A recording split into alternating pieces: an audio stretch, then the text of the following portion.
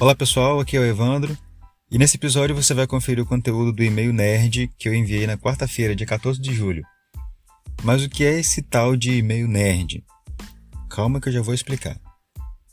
Primeiro queria agradecer você que já está seguindo, curtindo aí o podcast, o release na sua plataforma de áudio preferida. De preferência no Spotify, tá? A publicação no Spotify é muito mais rápida. Sempre que eu subo o áudio aqui, questão de minutos, vai estar disponível para você que está curtindo no Spotify. E se gostou, compartilhe, comente, coloque o seu ponto de vista também. Sempre falo aqui que a intenção é fazer disso aqui uma conversa. Não seja só eu aqui, mas você colocando o seu ponto de vista também e comentando aí o seu ponto de vista sobre essas questões, esses assuntos todos relacionados a desenvolvimento de software que eu vou falar aqui. Deixa eu explicar.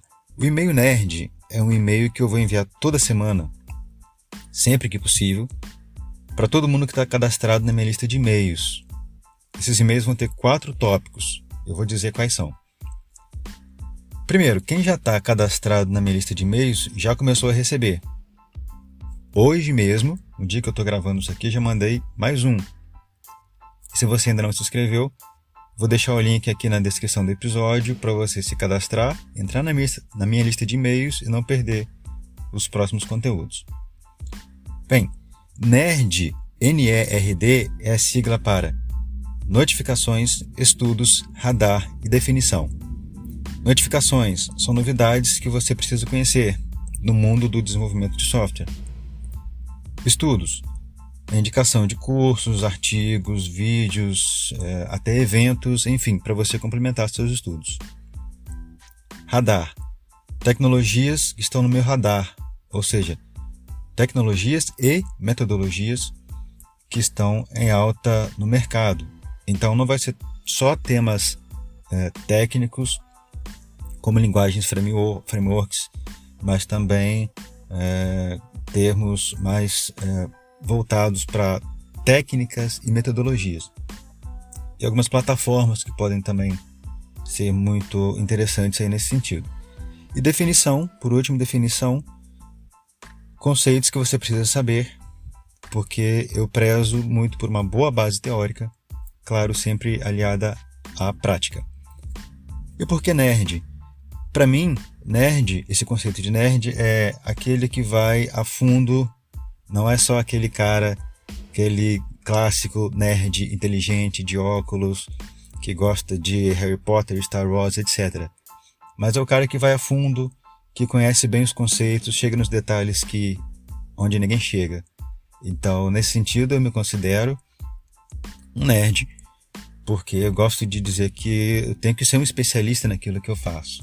Então, o objetivo é esse. É para você publicar um conteúdo para você que quer ser um especialista no que você faz relacionado ao desenvolvimento de software, seja você dev, testes ou seja qual for o seu papel dentro de uma equipe. Então vamos ao conteúdo. Notificações. GitHub Copilot, seu ajudante ou seu substituto? O GitHub lançou o Copilot, que quer dizer em inglês copiloto. É uma ferramenta que usa inteligência artificial para sugerir trechos de código e até funções inteiras. Uns acham que é o futuro da programação, outros acham que não vai haver mais programadores no futuro por conta disso. Já pensou quando a inteligência artificial começar a escrever sozinha seus próprios códigos? E o que você acha? Se você quiser testar, você tem que entrar no preview, se cadastrar no preview no site oficial, que é o copilot.github.com. Do momento que eu escrevi esse e-mail até agora, na semana passada, faz exatamente 7 dias, eu já recebi o acesso ao preview do Copilot, incluindo o repositório, que é privado, acesso ao repositório, e também o link para baixar a extensão para o Visual Studio Code. Assim que eu testar melhor a ferramenta, eu vou postar aqui minhas primeiras impressões. Estudos. Tem um conceito muito interessante, que é injeção de dependência. É impossível evitar o acoplamento, ou seja, dependência entre as várias partes, entre os vários componentes de um sistema. Mas a injeção de dependência é uma forma de reduzir esse acoplamento, separando a responsabilidade de cada componente. Eu nunca tinha conseguido entender direito esse conceito até realmente começar a usar na prática. Talvez por isso seja um mistério para muitos desenvolvedores ainda. Então, para você que não sabe bem o que é ou como usar, eu recomendo um ótimo artigo sobre injeção de dependência no .NET para começar. Bem básico mesmo, dá para qualquer iniciante com o mínimo de conhecimento aí de programação entender, principalmente programação orientada a objetos. O link está aqui na descrição. E aí eu lanço um desafio. Crie um projeto e treine, pratique, porque assim fica bem mais fácil de entender. Radar. Vamos falar sobre testes unitários e cobertura de testes. Porque no dia 6 de julho, eu e meus colegas da TechSystem fizemos uma série de palestras internas para mostrar as tecnologias que nós estamos usando e como nós estamos melhorando nossos sistemas, consequentemente entregando valor para os usuários, né? Numa dessas palestras eu mostrei como nós estamos extraindo métricas de cobertura de testes a partir do código-fonte. Dá para saber, para você ter uma ideia, dá para saber exatamente quanto do código-fonte de cada sistema está sendo testado. Na prática, isso ajuda a identificar quais partes do sistema ainda precisam de testes manuais, ser testadas manualmente, e o que nós podemos fazer para melhorar a qualidade do código. Isso está no meu radar, apesar de não ser nenhuma novidade, porque são boas práticas que valem a pena implementar. E quando eu falar de metodologias e boas práticas aqui no radar, geralmente vão estar associados com ferramentas que você pode usar para implementar essas técnicas. Mas teste de software é coisa que independe do projeto, da linguagem de programação ou do framework que você estiver usando. Então, se você participa de algum projeto de software, também deveria estar fazendo testes automatizados e analisando essas métricas. Definição.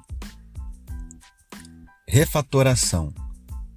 Essa semana eu assisti um webinário com o Bruno Souza, você deve conhecer ele como aí, o Java Man, ou o cara lá da abertura do TDC, se você acompanha aí o TDC, junto com o Scott Wieschen, que ele é autor do livro Keep Calm and Refactor, um livro sobre refatoração, obviamente. Ele estava entrevistando o Christian Clausen, autor de outro livro chamado 5 Lines of Code, também sobre refatoração. Os caras são especialistas nesse assunto. Para mim, a principal sacada do Christian foi essa. É muito difícil sentar e escrever código da maneira certa, pensar na arquitetura, etc. Principalmente quando você está tentando resolver um problema. Então, primeiro, separa o desenvolvimento em duas tarefas. Isso aqui é praticamente a definição que eu vou falar aqui agora, é praticamente a definição do que é refatoração. E a sacada dele nesse webinário. Primeiro, resolva o problema. Escreva o código para resolver aquele problema, mesmo que ele não seja o mais bonito ou mais simples de entender. E só depois, refatore. Melhore o código, faça ele ficar mais limpo, mais legível, se possível, mais otimizado, com um desempenho melhor. E a frase do dia, por assim dizer, é do Kent Beck. Para cada mudança desejada, torne fácil a mudança, e então faça a mudança fácil. Eu vou deixar o link do tweet original aqui em inglês para você entender melhor esse jogo de palavras que ele faz. Mas tem tudo a ver com refatoração e quer dizer o seguinte: você melhora o código para que o sistema fique mais fácil de entender ou de manter. E depois você faz as mudanças necessárias.